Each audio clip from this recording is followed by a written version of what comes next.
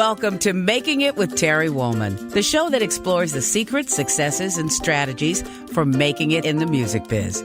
And now, here's your host, Terry Woolman.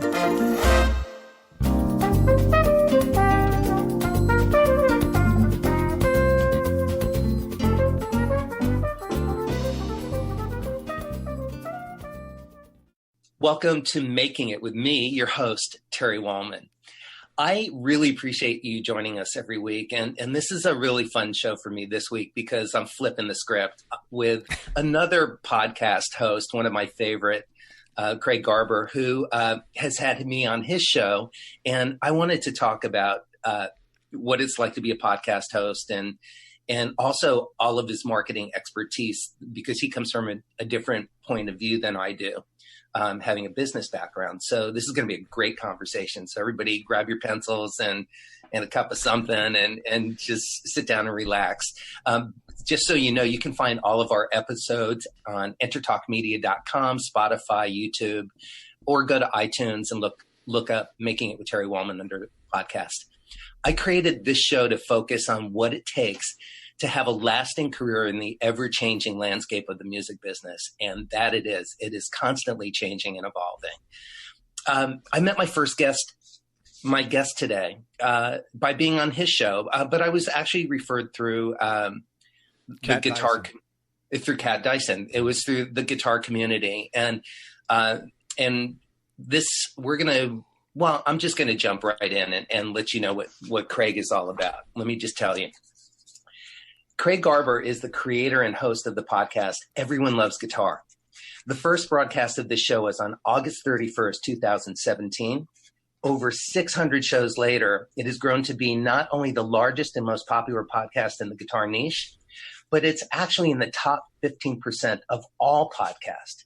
His show features musicians covering genres from bluegrass to metal and from more than 25 different countries.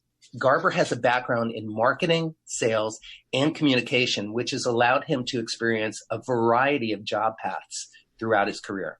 He's worked as a CPA, financial planner, in sales for wholesaling single-family homes, flipping mobile homes and raw land, and creating and managing turnkey marketing programs for loan officers.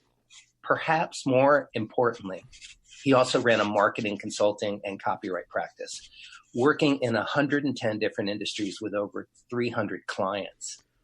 Everyone Loves Guitar is my favorite music podcast, or more accurately, my second most favorite after this one. If you enjoy listening to the backstory of successful people, you will love this show, and you'll love my guest today, Craig Garber. Welcome to Making It.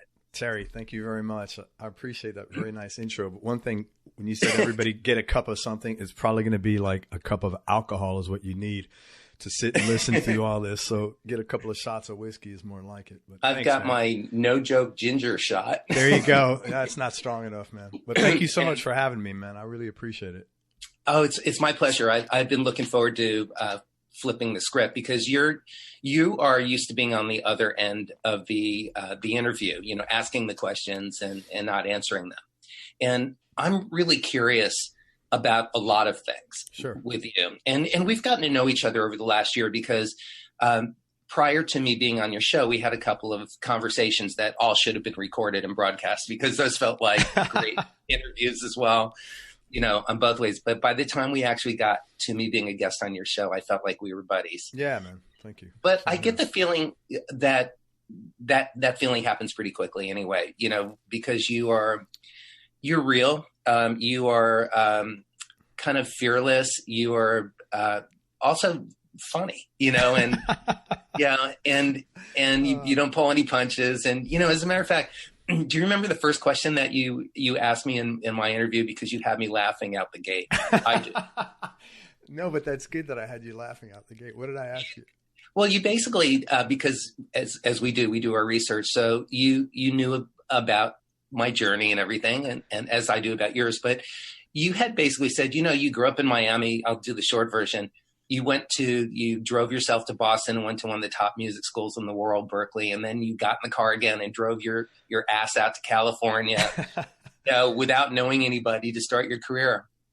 Yeah. That must have taken a lot of balls, didn't it? Yeah. Yeah. That sounds like something I would. Yeah, because it does, man. You know, I think that I'm always trying to be, you know, I always want to be a better person, and you can't find that out by talking to yourself, and you can by reading books, but you know, I like listening to others and learning. Yeah.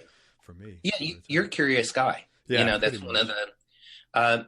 So one of the things that I want to open this conversation with is what you close every conversation with on your show.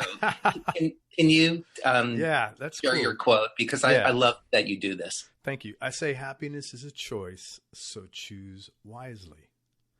And I say that as much for me as for anybody else who chooses to get turned on to it. And I think a lot of people do, because I get a lot of like mail from listeners and stuff, and they're like, I try to remember every day that happiness is a choice. And I feel really good because I think it is. But man, to be honest with you, I didn't get hip to that till about 5 years ago, that happiness is a choice. You know, I had a pretty rough start, and that word happy just wasn't pretty much in my lexicon. Right. You know, it wasn't like, oh, I'm determined to be miserable today, but I just didn't realize that I could be happy today. You had a tough growing up, a tough family. Yeah. Yeah. So when I learned that, it was almost like, I mean, this sounds simple and it may seem ridiculous to some people listening, that at 50, I just got hip to it, but,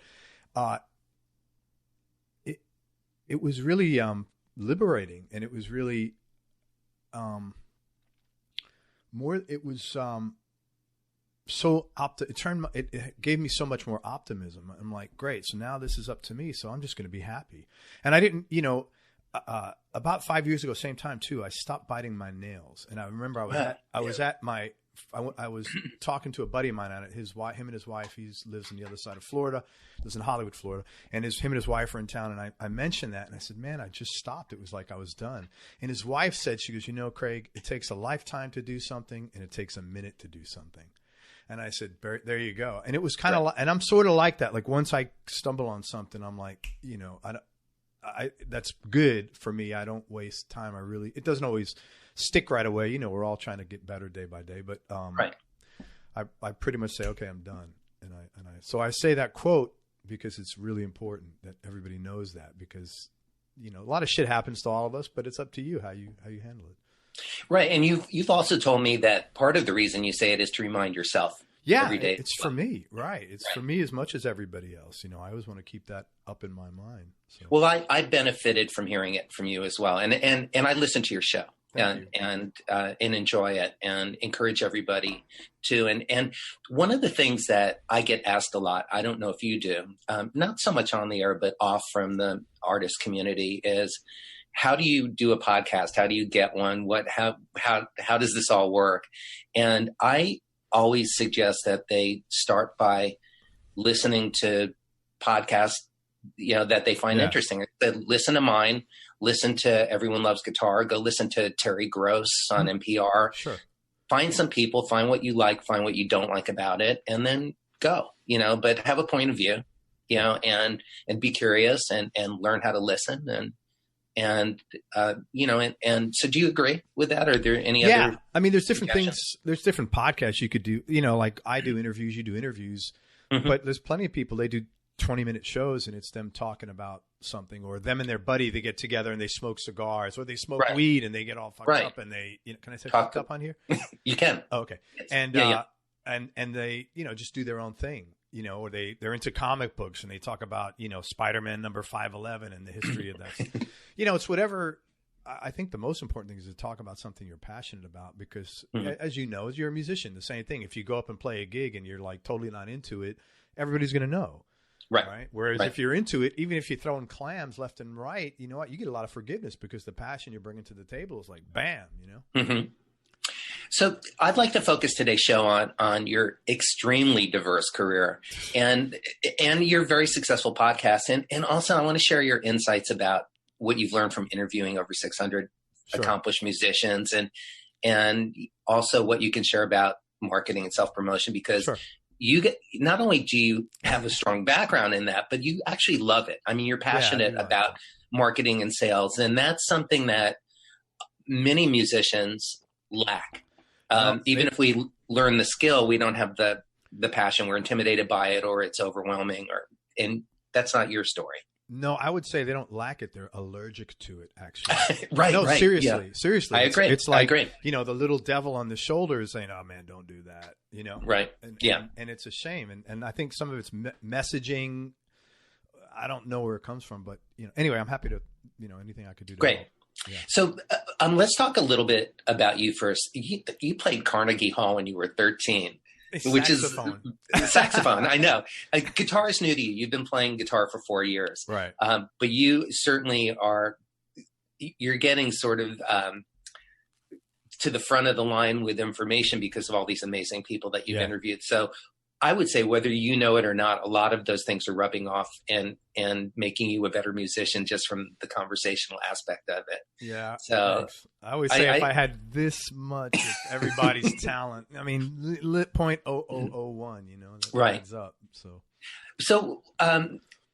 But you played sax and clarinet and I believe drums too. You went through a couple of different instruments when you were a kid, as many of us have. Sure.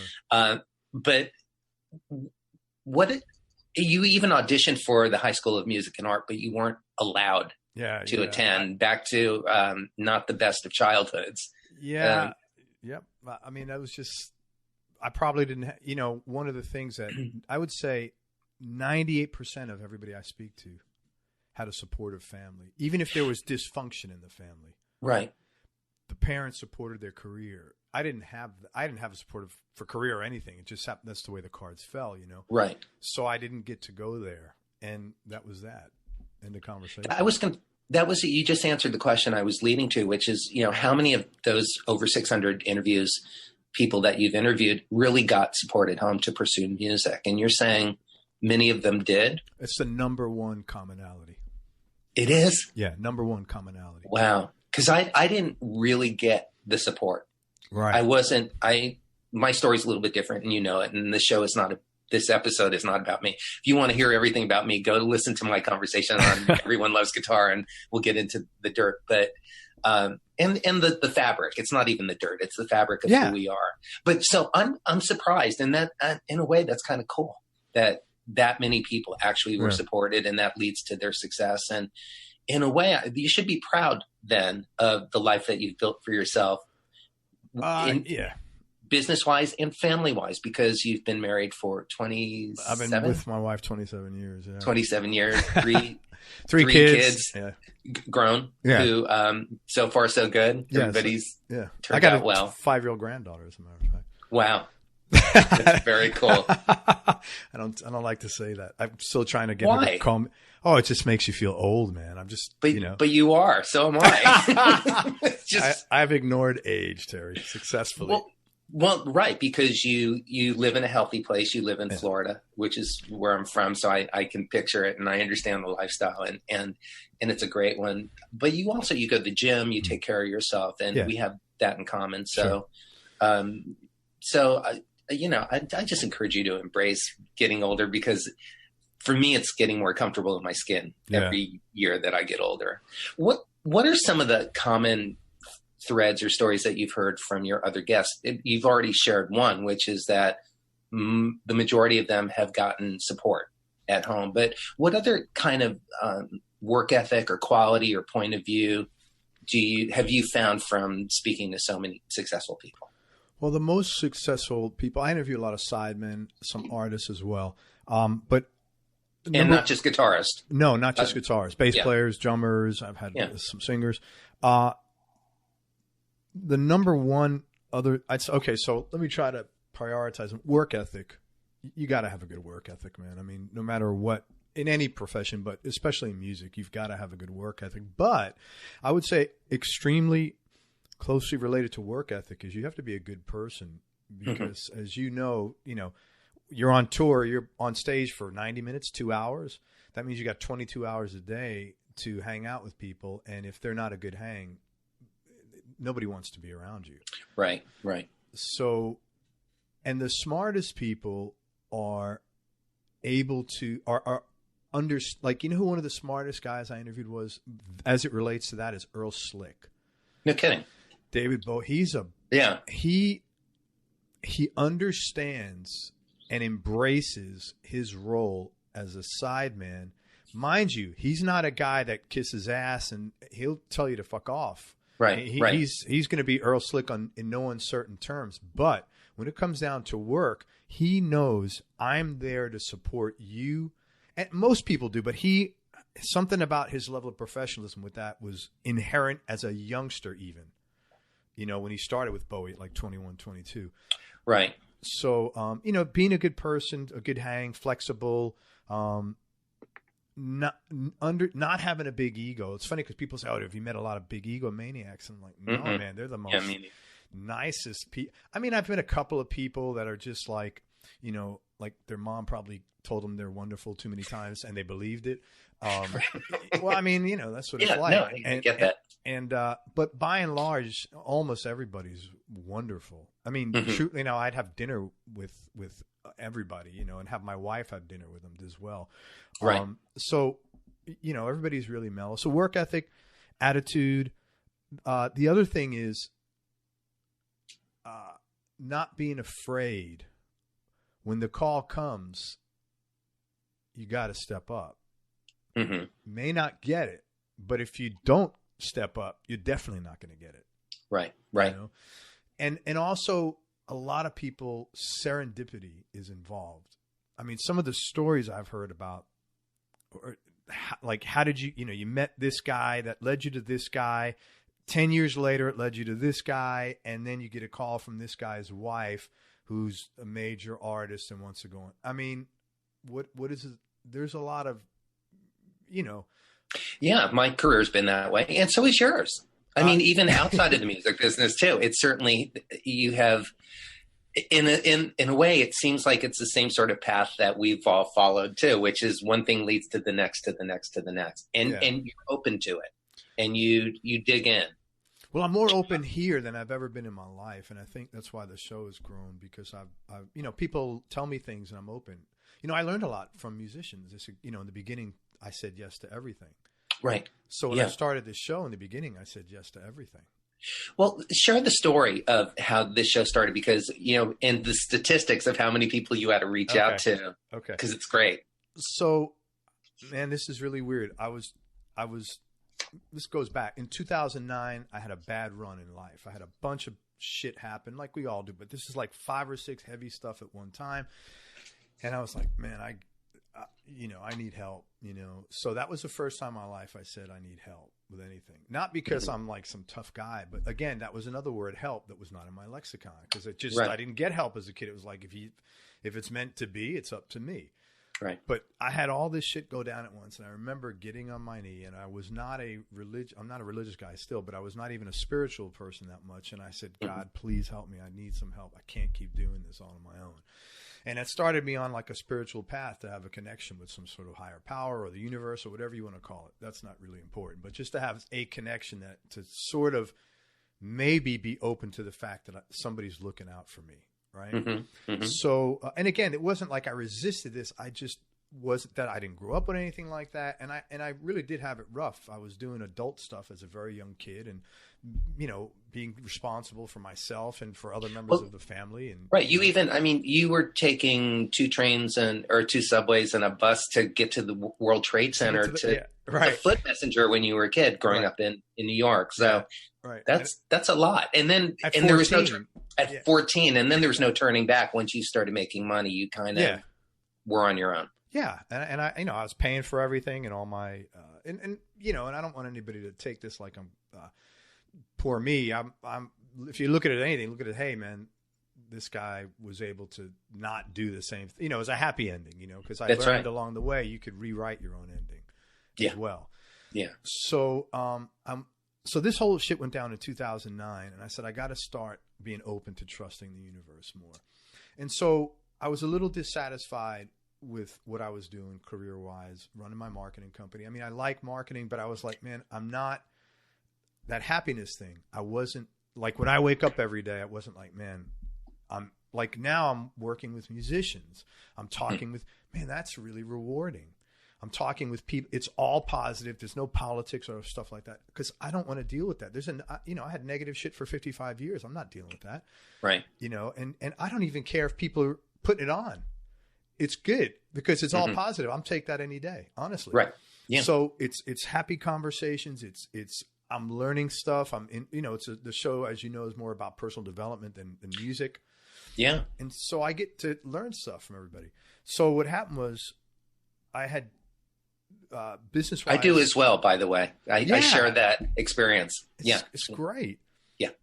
So I had started doing other things. I was flipping homes, as you mentioned. I was flipping mobile homes, which I really love, because I'd never even seen a mobile home growing up. Are you being sarcastic? Do you really did love that, or was it? No, I loved it. Oh my God. That's great. I loved it. It's like, it was like, anyway, long story, but it's really good. But I've never even seen a mobile home. Yeah. Well, we don't have mobile homes in the Bronx. No. No. And they don't have anything mobile. If it's mobile, it's getting stolen. It's got to be nailed to the ground. Right.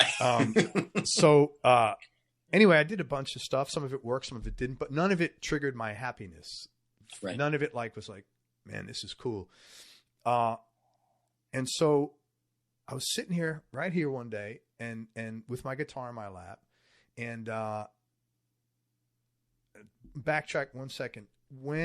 For 10 years, I published a marketing newsletter, and in it was it was a hard copy newsletter, like old school. You get it mailed to your house. It was a paid for subscription newsletter, and I did that for every month for 10 years. And I would include an interview in there, and it wouldn't be as in depth as these interviews, but it was like the precursor. And I'd interview other people, clients of mine, or other people that had marketing businesses, or buddies of mine in the industry. That it was just to give people more ideas about sales and marketing. So interviewing is something I had done, and I'm sitting here one day, and I swear to God, man, this is the most bizarre thing that happened. I heard a voice right over this shoulder. At the time, that white strap was sitting right there, and it said, "Craig, you need to start interviewing guitar players." And I'm like. And it was an actual voice, man. Yeah. And so I've experienced that voice too. So that's why I'm smiling. I get it. I'd never heard that, or maybe if I have, I hadn't been open to it. And again, being a very in a many ways stereotypical New Yorker, I'm not like confrontational, but I'm very like black and white about things. And I was like, this is only for people in California to hear these voices, but nothing against people from California, but Well, no, that's funny because I didn't hear voices when I was growing up in Florida. It started when I moved to California. There you go, man. There's a big concentration of voices in the air there. And all kidding aside, it's only been once or twice in my life that I've had that experience, and it's pretty special. No, but I was sober. I get what you're saying. So was I. Yeah. That's what. Yeah, I've heard lots of voices when I'm not sober. Anyway, so I said, man, that's kind of weird, but if I was like, that's the universe talking to me, man, because no one else is in here. I said, okay. So I look back at my commitment. This is in like 2017. And I said, I look back at my commitment that I made in 2009 is to start trusting the universe. I said, okay, if I am going to start trusting the universe, I've got to, trust is an action word, right? It's, you can't say, okay, cool. So I said, all right, let me do it, because I had nothing else in motion that I was thinking of doing next. And I didn't have any sort of like business like model. I just said, okay, let me start doing that, because I like doing interviews. I love playing guitar, as you know. It's a very cathartic experience. And so I did, and I knew a guy online, and I said, and he was a young kid, and he turned me on to some kids who just graduated Belmont. And then the first few interviews was like, I didn't know where this would go. So every other interview, I would do like a little monologue that was awful, and I'm not qualified to do it. But I didn't know. I said, hey, if I'm going to build a content-based business, I've got to put out a lot of content. I don't know if I'll have enough guys to interview every day. So let me fill in the gaps. Well, 30, 40 episodes in, I started realizing I got plenty of people. Right. And then it just went from there. But you had reached out. You had sent me the numbers on this, but it was something like you had to send 750 emails to Right. The second part to of your get question. the first part of the, yeah. I have probably contacted as many people as I've interviewed, maybe a little, maybe like 52% let's say the population of people I contacted, 52% of them have said no or have said yes, but meant no. And 48% have moved forward. Something like that. It's like 50-50, because you can't, everybody doesn't say yes in anything you're doing. Right. Yeah. So, you got to, that's pretty common in sales though, right? I've got a friend I grew up with who has been in sales his whole life in various different things, as well as being an artist and photographer. But he's a sales guy. And, he's always said, man, you send out 100 emails or make 100 calls. If you get 2 yeses, that's great. That's fantastic. Yeah, he's right. He's 100% then, right. So build it up. Then send out 200 emails to get the 4 yeses, He's and 100% right. That's exactly how it works. So you would encourage people to have that mindset as artists when they're man, when self-promoting and marketing and et cetera. Absolutely. And don't be discouraged because look, hope for the best, but don't expect it. Right. It's almost like, one of the things when I was raising kids, I learned not to have expectations, not because my kids were like disappointing or anything, but because, you realize they're individuals and they're going to make their own decisions and do what they want. And it's really none of my business when it comes down to it, as long as their, health, safety and education stuff is handled. Right. I need to shut my mouth and, that's fine. And of course you don't realize this to like the third kid, because by then it's like part of you is like, fuck it, man, I'm done. Whatever. I got no energy left anyway. So you embrace it.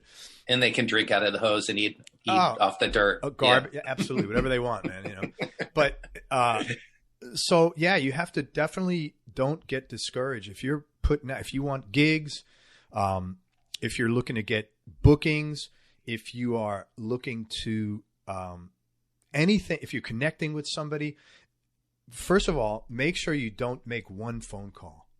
You've always got to make like everybody that said no to me, I called them at least or emailed them at least 2 or 3 times. Not like belligerently, like, 2 or 3 times over a month or a month and a half. I usually go 2 weeks between an email or, I call them. Someone says, call me. I call them.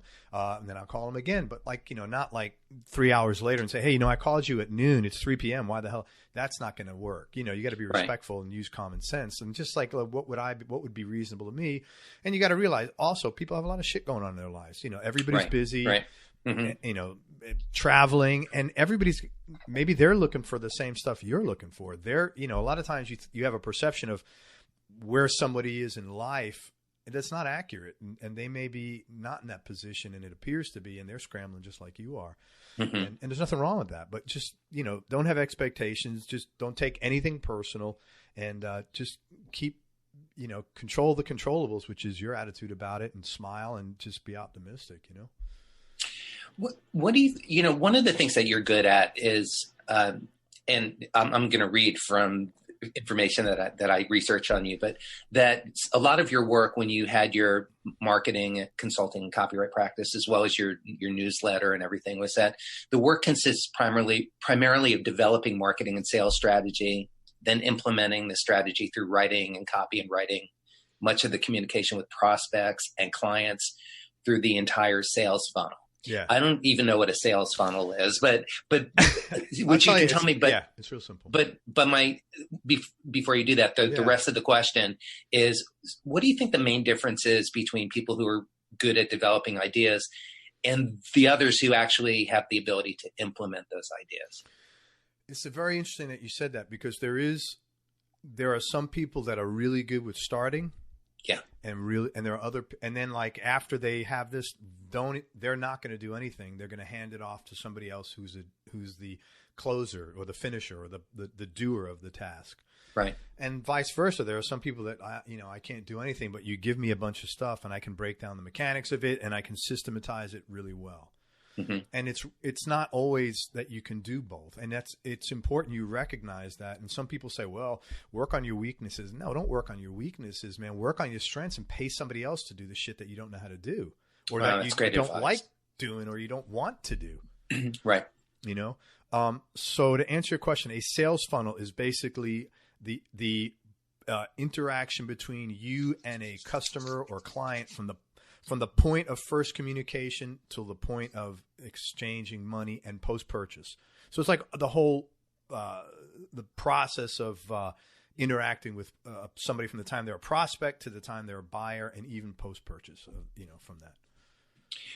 Are you kind of a rarity in that you're great at both? Oh my God. Or I'm good at a both? rarity, but it's not because of that. I assure you. I mean, I guess I'm kind of lucky that I'm maybe a little bit left brain and right brain, and I don't know why. Probably because I was just forced to do everything, Right. To some extent, I was like, it was funny when you were I can relate to that. Yeah. Yeah. When it was funny when you were reading that thing, I was a CPA. I was like laughing at that because it was like, God, the thought of doing that work now I'd rather slip my eyelids. Sure. But having said that, there is a part of me, I like digging into financial statements, and I appreciate it, the value that it would tell me.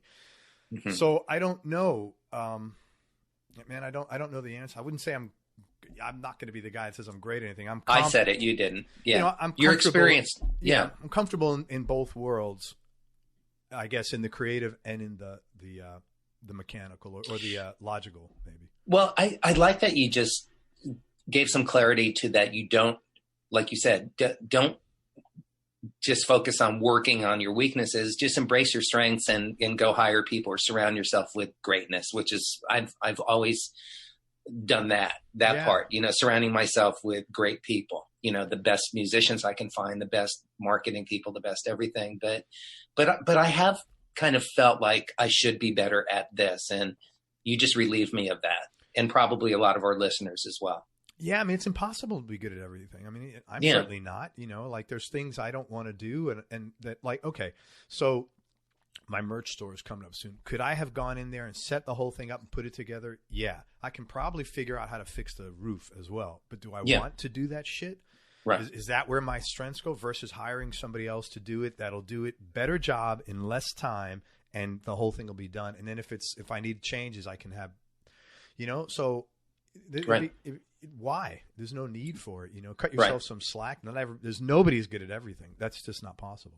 Right.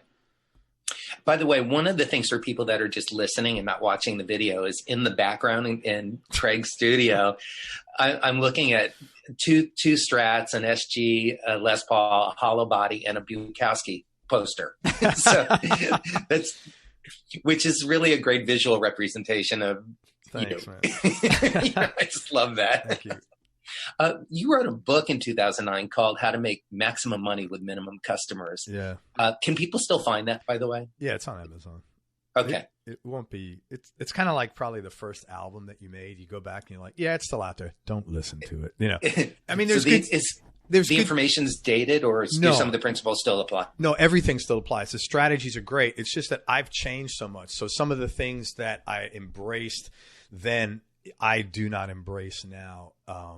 But the information, if you're looking for marketing information, it's great. I mean, it's very solid and usable and tangible. And I break everything down. You don't need to be like a marketing person to understand it and stuff like that. Well, I then it might be worthwhile to our listeners to go check that out because, there's so much to know. I mean, the business model of being a musician now has changed. So we really are responsible for promoting and marketing and still figuring out how to have time to practice, write, record, go learn other people's music, stay healthy, have a family life, go to the gym, all that stuff. It's like it's overwhelming. Very much. Even for me, and I'm pretty good at it. And because I don't treat it like I'm allergic to it, like you had said. I've embraced it through my career and been willing. And the guests that I have had on my show that are successful, most of them they embrace the business side of it. They don't shudder at the thought of it. And so I think it's cool. I think the information might be valuable, because at least, it's even like engineering, or building a website or thing, like you learn basic skills, but they're enough to be able to have a clear communication with somebody who's an expert. That's what you need, man. You need to know what you do and don't need. And it's hard. And look, marketing is like everything else. It's like, doctors. You ever meet someone that said, "Hey, my doctor sucks"? No, they all say, "Oh, I got a top guy." Well, he's a Right. top guy. Wait till he can't solve your problem, then you're going to say he's awful, right? Right. So, I mean, the population of anybody, the percentage of competency, it's always a bell curve for whether it's musicians, copywriters, marketing strategy people, podcast hosts, session players. You got the bell curve, and you got a little bit at the top, and everybody else is average, a good chunk are average, and then you got the chunk that's awful. Right. So you got to just learn how to discern those things. How did you how did you join the elite top 15% of podcasters? Is that just hard work and your marketing skills? I mean, you've got a great show, so Thanks. You're welcome. I mean, I listen to it when I go do my 3-mile beach walks in the sand and all that. I mean, you actually keep me company, and it's entertaining, it's educational. And I love your style, but still, first of all, congratulations. I mean, you are working your ass off to do this show. And I really am happy for you, the success and attention that you're getting, because it deserves it. Is some of that, besides it being a solid show, is that you have the understanding of how to market and promote? First of all, thank you very much. It was really kind of you to say that. You're welcome. Appreciate it. I think there's a couple of things. First of all, first and foremost, it has to, I have a target, there's a reason why people come listen to it. A lot of times people, I could have started out interviewing whoever and like random, Right. A chef, a guitar player, a pipe fitter. Right. But when you do that, initially, you don't really attract anyone because they're like, okay, he interviews interesting people. Then you better have a topic that is like he interviews interesting people to find out how to grow their businesses from, X to Y. So you really have to have something that someone could sort of gravitate to, first of all. So I'd say everyone loves guitar. So people are, I like guitar. So, the guitar thing. To be honest, I've had some opportunities coming up to get beyond musicians, and I'm going to look into doing that because I'd like to do that, But the show has a core already, Right. Now Right. I can do it. But to your question, so the first thing is, you do have to have you have to have something that's interesting in the first place so people will spread it around and pass it around. The second most important thing is content. You have to be consistent and put out a lot of content.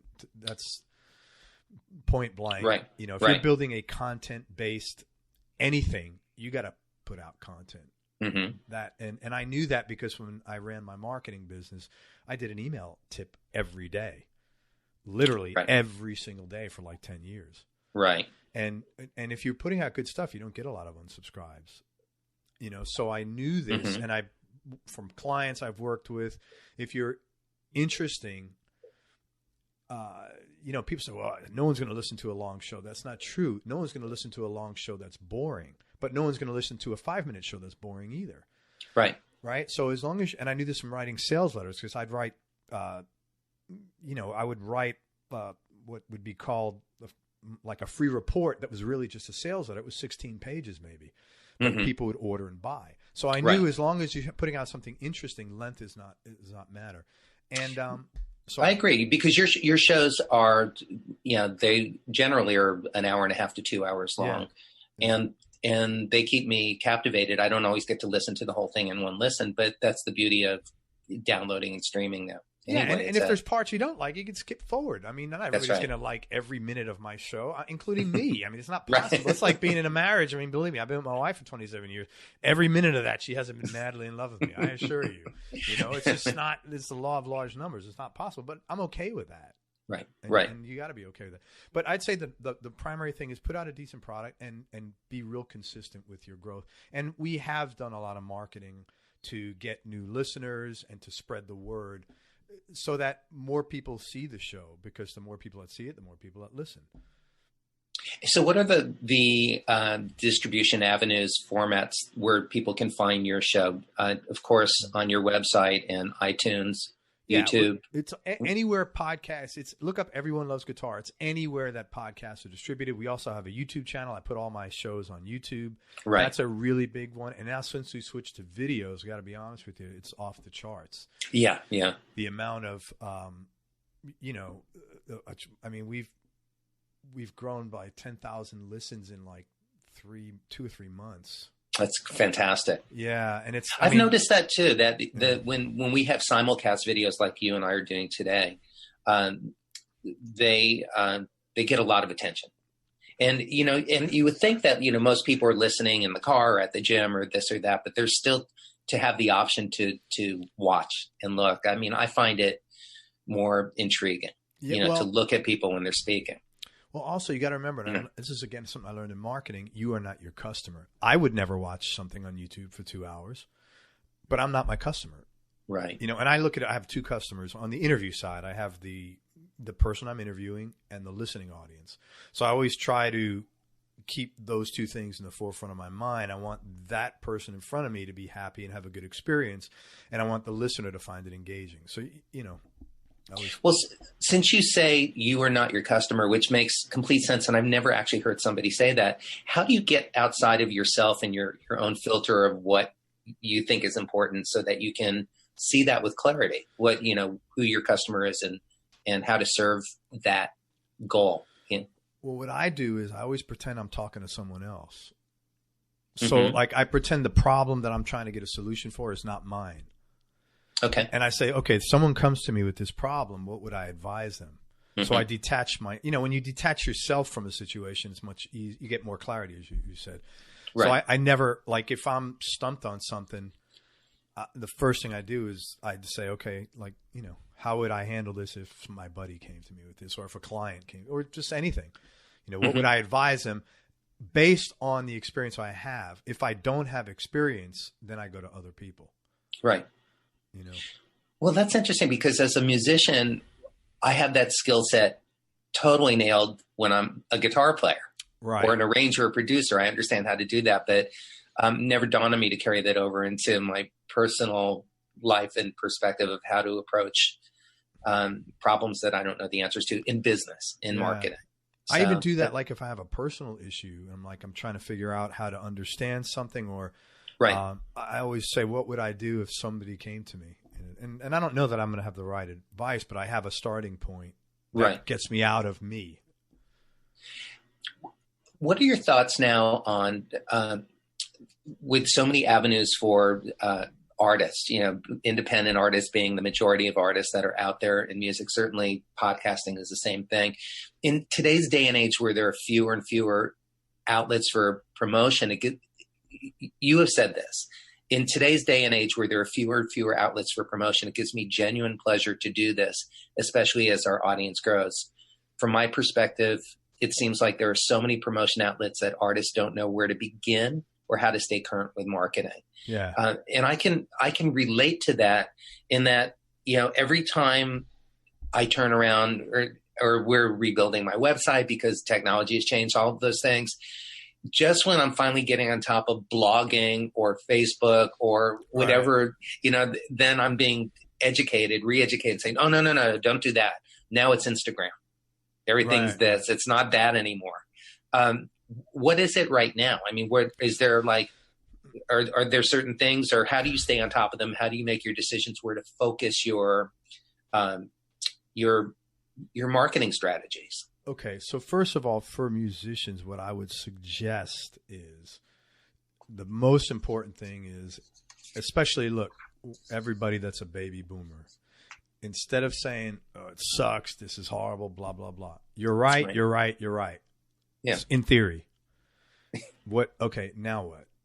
Right. So you got to embrace it. And in a way, if you're 20 years old and you came into this business, you'd have a different attitude. You'd say, holy shit. You mean if I work hard, I can get my own music out there and have nobody take any of my money, right, and go on tour and make all the money?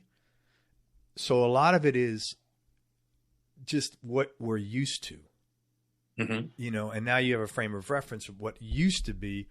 Right. I'm not saying it's wrong. I'm just saying move on, you know. It's like being angry at your ex-wife or something like that. You know, at some point in time, it's like, it's not serving you. So as far as what to do, really, like, what's the hot medium? Is it Facebook? Is really, I think you should focus on where your audience is. To me, if you have an older audience, you're going to be more Facebook and a little bit of Instagram. It seems like music is pretty popular on Instagram. I don't do Twitter because I don't like Twitter. I think it's stupid. Nothing, not that people are stupid who use it. For me, I don't like the process. I'm not interested in. I don't feel what I have to say is like compelling and, you know, hey man, this is my 140 characters. Now, that being said, I have an assistant every day that posts everything and it automatically gets distributed to all these places. Like I need to have a presence there, but I'm not personally going on there ever. I mean, once in a blue moon. Man, you got to put out a lot of content. You've got to put out, you know, and unfortunately for people that, and a lot of musicians are like this, and this is why they're so humble, because they don't want to be the center of attention 24/7. Yeah, a lot of artists and performers are shy. Yeah, very much. And to be honest with you, I don't like outside of my show and business stuff, I'll never post on, oh, here's Ann and I, you know, once in a blue moon if I'm away or something, I'll have one picture, but it'll be like my wife and I having fun. It won't be like, oh, here's this. Well, yeah. Look at my nice hotel room. You know, that's not me. Even like, you know, I know about you on a personal level that you love fishing and cigars and coffee and things, but like, I only know that because we know each other. I've never, we talk. I've never seen a picture of you smoking a cigar with a fishing pole. Right. You know? Because it's like, that's not my thing, man. But I got to get my show out there, and you sure as shit see my show promoted every day. Yeah. Yeah. So if you're a musician, you got to do the same thing, you know? Mm-hmm. And there's so many opportunities that lay people would love that people don't realize that they take for granted. Example, this is how I'm recording in a studio. The average person doesn't know what a studio looks like. Right. The average person hasn't been in a studio. The average person sees like these screens and it's like overload. What's in there? So how about you do, hey man, we're mixing my record. Here's what mixing means. And let me, you know, so you make a 5-minute video of showing, how cool is that? If you have someone that likes your music, you know, you don't have to sit there and say, oh, here's my fish tacos. Nobody gives a shit about that. Right. Yeah. Way too many people do. Mm-hmm. You know, or, you know, hey, we just wrapped up a day in the studio. We're going, you know, here's me and the team. You know, what would you find interesting about somebody? And again, get out of yourself. What would you find interesting about an artist that you like? You know, and that's what people want to see. Yeah, even the things that are so much a part of the fabric of what our life has been, we might not even think that it would be interesting, like that you just had a 14-hour day in a studio, and now here's me with the team walking out to the parking lot. Right. You know, and you know, all it is a walk to the parking lot, but it's like, it is interesting to share that. If you do it, depends on what your intention is, I think. And if it's to share information, if it's, for me, I find it, I know you feel the same, to share information about other people, not just about yourself. Yeah. You can't be so I mean, look, it really depends on your audience then again, because some people, you know, are extremely self-aggrandizing, and you develop a different following when you do that. You develop a more like and I'm going to use the word cult-like. I don't mean that you're a cult leader, but you develop a following of underlings. And I'm just, you know, it's all how you're positioning yourself, you know? Right. I don't worry about positioning. I'm just being myself. And if people like it, great. And really, I don't have to do much. It's my show. And I put the show out there, and if people like it, great. And if not, they could turn the channel. I don't mean that obnoxiously, but there's, you know, 749,999 other podcasts to listen to, you know, but I think it's important that you be yourself is what I'm saying, you know, and if you're uncomfortable showing something, great, but there's got to be a lot that you are comfortable showing. How about that 14-hour day? What does that look like, a 14-hour day? So here's what we did. Here's a white chart. You know, hey, you guys probably wondering what we do in the studio all day. This is what it breaks down to. And man, that'll take you 20 minutes. You can make 3 or 4 videos out of that. maybe Right. 2 or 3, I wouldn't go on and on and on, but Sure. you That can becomes self-indulgent. Yeah. well, no, it's not really self-indulgent, but no, it's gotta be interesting. Remember, you want people to hang on there. Right. Right. So, yeah. Maybe you do it in 2 videos of 5 minutes each or something like that. Yeah. I was just going to ask you, so is a good length 5 minutes ish, or it depends on the content. What you're talking about. Yeah. Again, as long as it's interesting. Right. If it's interesting, you can go an hour, but is you breaking down your studio time going to be an interesting enough for someone to listen for an hour? No, not in my opinion. Right. I don't even think if Mick Jagger laid that out there, it would be interesting. And he's got way more, people in theory interested in him, what he's doing. Well, it's almost like a haiku, or do you want to make your point in as few words as needed. Economy. And actually, it's reminding me that before I did this podcast, before I hosted mine for the last couple of years, there was a period where I did a Terry Tuesdays video every day that one of my young marketing people, suggested. You just need to do that, exactly what you're saying. And they were normally, 5 to maybe 15 minutes, depending on what it was. Great. Generally talking about a cool song, a cool this, a new instrument, even, my martial arts training. I showed my kata one time because I thought, well, that'd be interesting to share because I find it interesting. It wasn't so much look at me, but it's like, hey, there's more to the world than, a C major scale or an overdrive pedal. And on top of that, if do everything, no one knows what's going to work. You might start doing this and then you might find that, holy shit, the thing that people vibe with the most is my kata, right? And my martial arts stuff. So I'm going to do, but if you do nothing, then you're never going to know. You're better off making mistakes by doing too much because people will soon give you feedback. Right. And the feedback is how many likes, how many comments, or are you looking beneath the hood? Engagement. I'm looking for engagement. Like typically, what do people respond to? Mm-hmm. What are people, and for us, believe it or not, video, the people that watch YouTube are off the charts. We wound up getting so many comments now that I just go one day a week only, like every Tuesday morning or something like that. And I try to answer as many as I can. I can't even get to, and I'm not saying that like, oh, I can't even get to it. Cause I'm just saying we've built it up over time. So it's like, it's not realistic. Nobody can keep up with it. Well, it's one of you're leading to the next question that I have for you, which is you welcome feedback from your listeners and you encourage and by the way, just for anybody who listens to Everyone Loves Guitar, or Everybody Loves Guitar, or Making It. You got it. Everyone Loves Guitar. That's all Thank you for the correction. You can go to Everyone Loves Guitar and it'll come up anyway, so that's fine. Oh, good. Right. I bought all those domains. Right, because you have a marketing background, so you already knew all the errors people would make. That's pretty smart. But first of all, subscribe. Subscribe to both of our podcasts because it helps keep the podcast viable and alive and help spread the word. So please, if you like Craig's podcast, if you like mine, subscribe and share it, spread the word. But the other thing is, again, I know that you have encouraged people to reach out to you and you've said that you have had the pleasure to meet a few of your listeners, and that you had said that you'd love to do local meetups perhaps sometime in the future. Yeah. And it actually triggered this idea for me when I read this, that I would do that with you.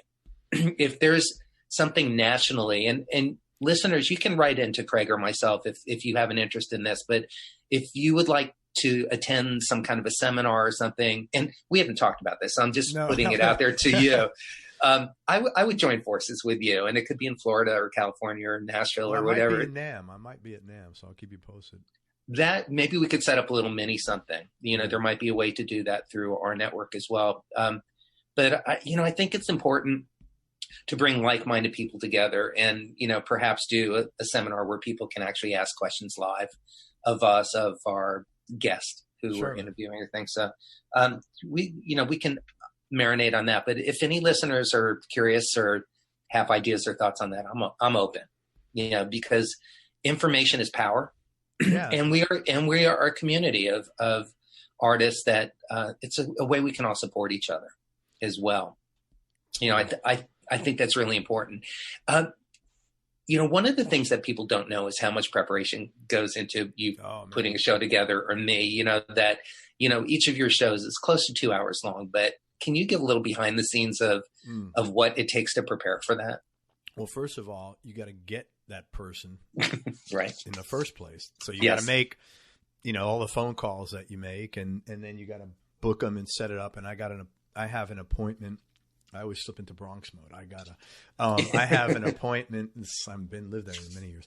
What I did was I bought a website now that I could send people to book appointments. Oh, you did? Good. Yeah. It's called Schedule Once. And, so it has all the open schedules on there. So that, I didn't do that day one, but that alleviated some of the work.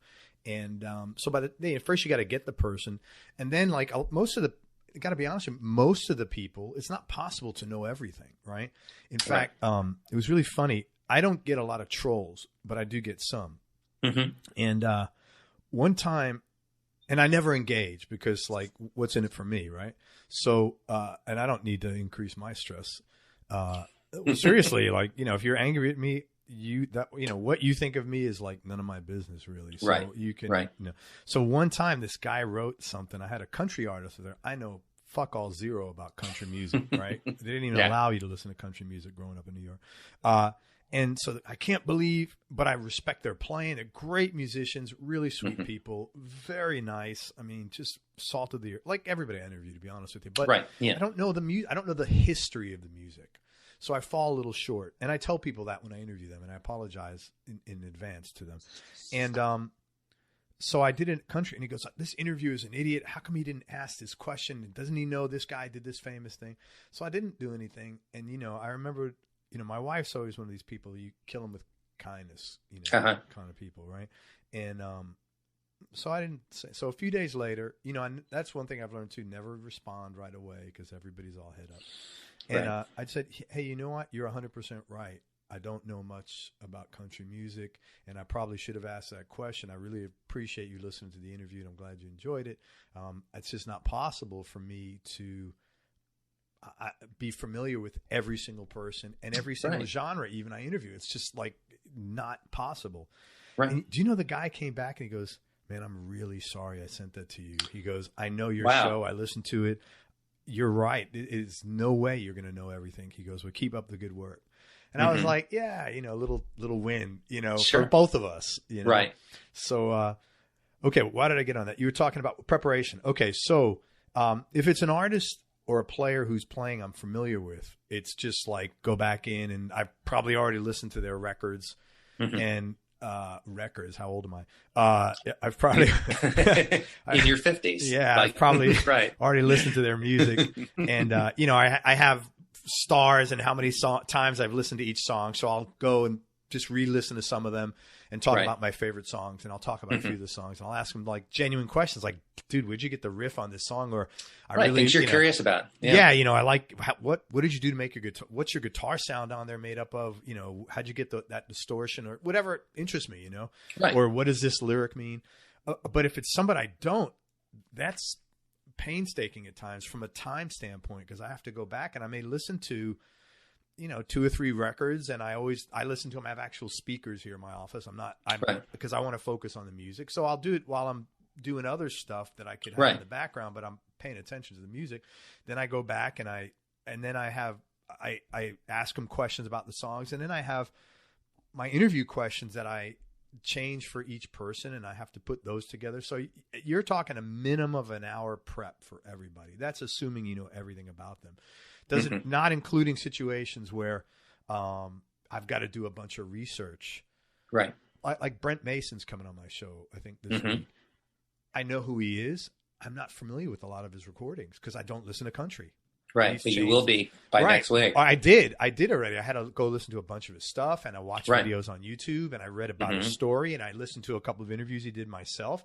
So, sometimes it's 3-4 hours of prep work. And for me too. Yeah. And then I get everybody the questions ahead of time because I don't want I think people feel better sometimes when especially the nature of my calls are intimate, and I don't want to. Right. That's true. I'm not looking to bait or surprise anybody. And if they don't want to answer some of the questions, they tell me up front, and I'm totally cool with that. I ask them, as a matter of fact. So there's a lot of time, anywhere from an hour to 4 hours. Mm-hmm.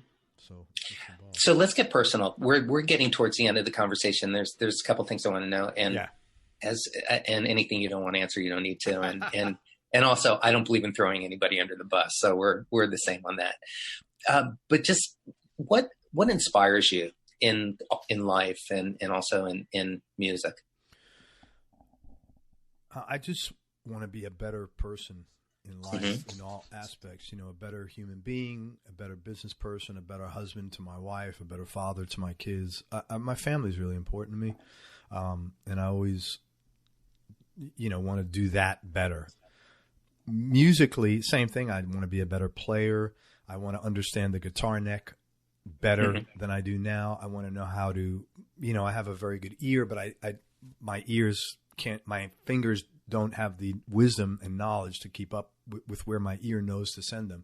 So I'm trying to put that. Yeah, right. So, and I'm, and I'm progressing. So I want to be a better player.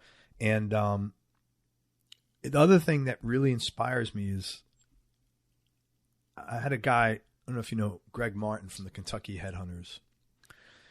Yeah. He was the first guy I had on my show. He really is a very pure person. When I mean that, he doesn't have a bad bone in his body. And he was very comfortable opening up. And I'm trying to get better at that. So when I see people like that, it really inspires me to be better at that and better at opening up in general.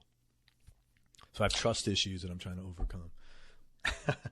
But I'm working on it. You've created the perfect job for yourself to honestly, to develop I have those skills. Ironically, I know. Yeah, and I know. And it's been great from that. I've had a lot of more growth in the last 2 years and probably in the last 10.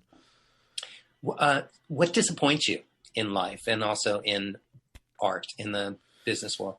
Probably the same thing. People not being real, I guess, I would rather have like a don't piss on my back and tell me it's raining outside kind of mindset about that. Like if you're not happy with me or whatever, just let me know, man. It's fine. I'm good with that. I like when people are real. I'm disappointed at people are not honest, and injustice bothers me as well. But that's a variable injustice for different people. That means different things to different people. But for me, absolutely, that's a little bit of a bummer. So, I mean, we've been joking around about age, in our conversation today, but I'm in my 60s, you're in your 50s, and we both take care of ourselves. I know you go to the gym and stay healthy. Yeah. What lessons have you learned about life, along your journey, and how has your perspective changed, getting older? I think what I've learned is it's really important to be nice, important for you and important for the other person.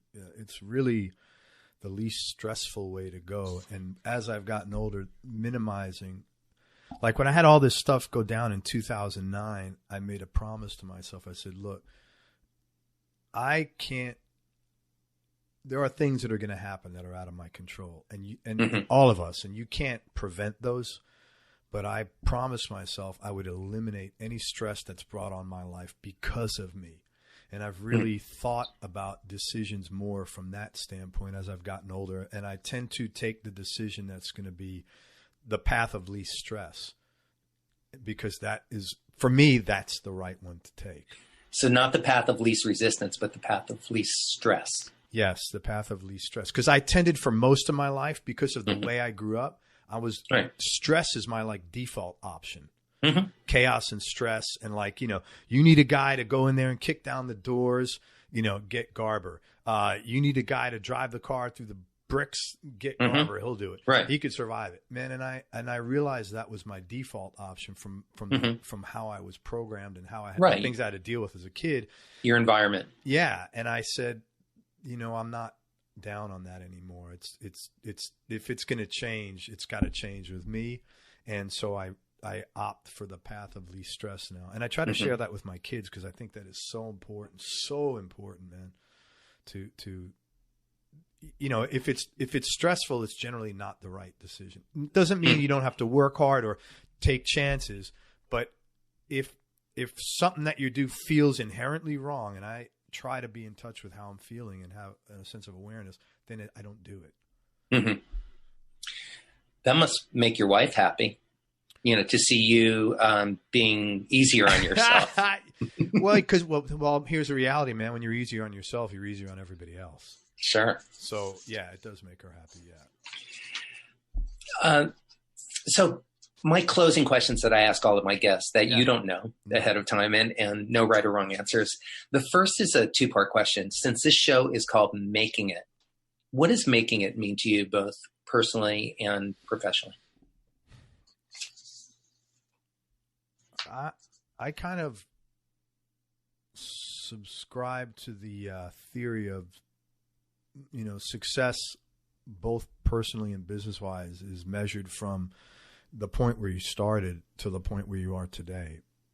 Because the reality is, if you're a type A person and you're driven, it's never going to be enough wherever you're at, whatever you're doing. And then you're not cutting yourself any breaks. You're not being fair to yourself.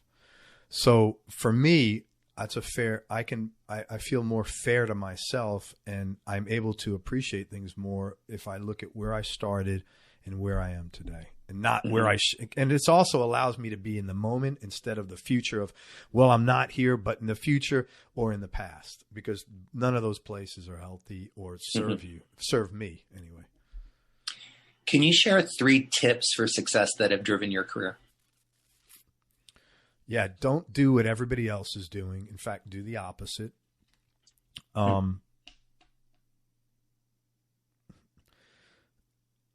Have confidence in yourself. I had Frank Marino on my show recently, and I said, give me some final words of wisdom, Frank. And he said, it's never as bad as you think it is. So have confidence in yourself. And, man, just do it. Get your hands dirty. Do it. Don't worry about, I need to get this more, and I need to get that more, and I need to buy one more book or one more program. Just do it, and you'll learn.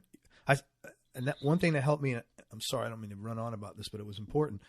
You ever see the making of Dark Side of the Moon? It's a video. No. It's really cool. But I will now. Yeah, it was on Netflix. And Roger Waters said something there. He goes, most people live life thinking about, in the future, when I get this, I'll do that. When this happens, I'll be ready for this. He goes, man, life starts at dot, and then it goes. There's no do-overs, and there's no, you're in it now, man. And that really impacted me. And you're in it now. So get in it and do whatever the hell you need to do. Don't wait. Thanks for sharing that story. You're welcome. Yeah, I will definitely go check that out. Yeah. Craig, my final question is, at this point of your life, with everything that you know to be true, what would you tell your younger self, little Craig growing up in the Bronx? I'd say, don't worry, everything. It's not as bad as you think. I'd say, I honestly, what I'd probably say is, but I wouldn't want to change anything. So it's hard, but I would say, don't be afraid to ask for help. I would say, don't be afraid to ask for help, and happiness is a choice. So choose wisely. Well, that's what I was going to ask you to end our show with. So remember, happiness is a choice, so choose wisely. There you go. Beautifully said. Everybody go check out Everyone Loves Guitar. You can find it anywhere you can find a podcast, and go give it some 5 stars if you love it, and review, and stay in touch with both of us, because we welcome your feedback. Craig, thank you so much for spending the time and being on my show. It's really fun to flip the script with you, and fun for you. Yeah. It's great to be on both Thank sides you, of man. it. I really appreciate it. It's very kind of you to have me on as a guest. I hope I said something that made some intelligible sense to everybody. I think you did. Good, man. And everybody, thanks for joining us, and we will see you next week. And Craig, you're the best. I really appreciate it. Likewise, man. Take care. Okay. Thank you. See you, everybody.